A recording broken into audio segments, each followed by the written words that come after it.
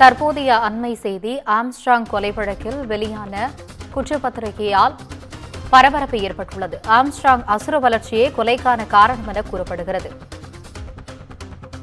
Armstrong கொலை செய்ய 4 முக்கியமான முன்விரோதங்கள் காரணம் என குற்றப்பத்திரிகையில் தெரிவிக்கப்பட்டுள்ளதால் பரபரப்பு ஏற்பட்டுள்ளது. ஆம்ஸ்ட்ராங்கின் அசுர வளர்ச்சியே கொலைக்கான காரணம் என கூறப்படுகிறது. இதுகுறித்த கூடுதல் விவரங்களுடன் இணைகிறார் எமது செய்தியாளர் சுப்பிரமணியன். வணக்கம் சுப்பிரமணியன், உங்களுடைய விவரங்களை சொல்லுங்கள். கடந்த ஜூலை மாதம் 5ஆம் தேதி பகுஜன் சமாஜ் கட்சியுடைய மாநில தலைவராக இருந்த ஆம்ஸ்ட்ராங் பெரம்பூரில் வைத்து வெட்டி கொலை செய்யப்படுகிறார். இந்த கொலை சம்பவம் தமிழகம் முழுவதும் பெரும் அதிர்வலைகளை ஏற்படுத்தியது. அது மட்டுமல்லாமல் அரசியல் ரீதியாகவும் பல்வேறு சர்ச்சைகளை கிளப்பியது. இந்த வழக்கை காவல்துறையினர் பல்வேறு கட்ட கோணங்களில் விசாரணை என்பதை நடத்தினார்கள். இந்த விசாரணையில் ஆம்ஸ்ட்ராங் கொலை செய்யப்பட்டு 90 நாட்களில் குற்றப்பத்திரிகையை நீதிமன்றத்தில் போலீசார் தாக்கல் செய்திருக்கிறார்கள். அந்த குற்றப்பத்திரிகையில் என்னென்ன தகவல்கள் இடம்பெற்றிருக்கிறது என்ற விவரங்கள் வெளியாகி இருக்கிறது. குறிப்பாக மொத்தம் 4892 பக்கம் குற்றப்பத்திரிகை தாக்கல் செய்யப்பட்டிருப்பதாக காவல்துறை தரப்பில் தெரிவிக்கப்பட்டிருக்கிறது. அது மட்டுமல்லாமல் அந்த குற்றப்பத்திரிகையில் 300க்கும் மேற்பட்ட சாட்சியங்கள் இடம்பெற்றிருப்பதாகவும் காவல்துறை தரப்பில் சொல்லப்பட்டிருக்கிறது. குறிப்பாக அரசியல் ரீதியாகவும் சமூக ரீதியாகவும் சென்னையில் ஆட்கள் பலத்தோடு வளர்ந்து வந்த ஆம்ஸ்ட்ராங் அசுர வளர்ச்சியை தடுக்கவே இந்த கொலைக்கு தூண்டிய முக்கிய காரணம் என்று அந்த குற்றப்பத்திரிகையில் தெரிவிக்கப்பட்டிருப்பதாக காவல்துறை தரப்பில் சொல்லப்பட்டிருக்கிறது. அது மட்டுமல்லாமல் ஆம்ஸ்ட்ராங் கொலை செய்ய 4 முக்கிய முன்விரோதங்கள் காரணம் என்று அந்த குற்றப்பத்திரிகையில் தெரிவிக்கப்பட்டிருக்கிறது.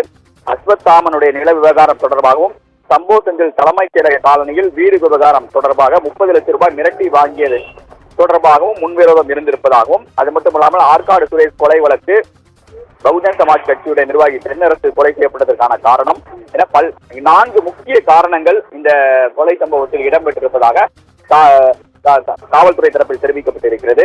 முதல் குற்றவாளியாக நாகேந்திரனுடைய பெயர் சேர்க்கப்பட்டிருக்கிறது.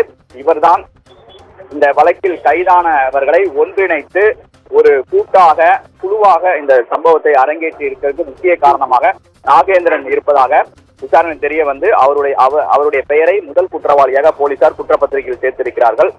2வது குற்றவாளியாக சம்போ செந்திலுடைய பெயர் சேர்க்கப்பட்டிருக்கிறது. இவர் பண உதவி செய்திருப்பதும் விசாரணை தெரிய வந்திருக்கிறது. 3வது குற்றவாளியாக அஸ்வத்தாமன் உடைய பெயர் இடம்பெற்றிருக்கிறது. நாகேந்திரன் திட்டத்தை வெளியில் இருந்து செயல்படுத்துவதற்கு இவர் பெரும் உதவியாக இருந்திருப்பதும் குற்றப்பத்திரிகையில் சொல்லப்பட்டிருக்கிறது. குறிப்பாக உடல் நலம் பாதிக்கப்பட்ட நாகேந்திரன் அடிக்கடி சென்னையில் இருக்கக்கூடிய தனியார் மருத்துவமனையில் சிகிச்சைக்காக அவர் சிறையிலிருந்து வெளியே வந்த சமயங்கள் இருக்கிறது. அந்த நேரங்களில் ஆம்ஸ்ட்ராங்கிற்கு எதிராக செயல்படக்கூடிய இருப்பவர்களை ஒன்றிணைத்து தனியாக ஒரு ஆலோசனை கூட்டமும் நடத்தியதாகவும் குற்றப்பத்திரிகையில் தெரிவிக்கப்பட்டிருக்கிறது. சுமார் 6 மாதம் திட்டமிட்டு ஆம்ஸ்ட்ராங்குடைய கொலை சம்பவத்தை இவர்கள் அரங்கேற்றி இருப்பதாக அந்த குற்றப்பத்திரிகையில் சொல்லப்பட்டிருக்கிறது.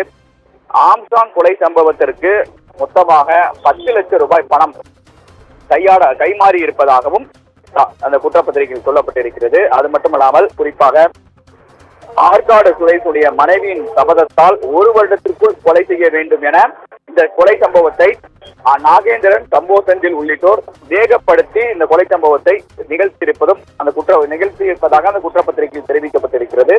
கைது செய்யப்பட்ட முதல் கட்டமாக, அதாவது ஆம்ஸ்ட்ராங் கொலை செய்யப்பட்ட பிறகு முதலில் கைதான 11 பேருடைய தொழில்நுட்ப ரீதியிலான விசாரணையே கண்ணுக்கு தெரியாத குற்றவாளியாக இருக்கக்கூடிய நாகேந்திரன், சம்போ செந்தில், அஸ்வத்தாமன் உள்ளிட்டோருடைய விவரங்கள் இந்த கொலை சம்பவத்தில் இருந்தது தெரிய வந்ததாக அந்த குற்றப்பத்திரிகையில் போலீசார் தெரிவித்திருக்கிறார்கள்.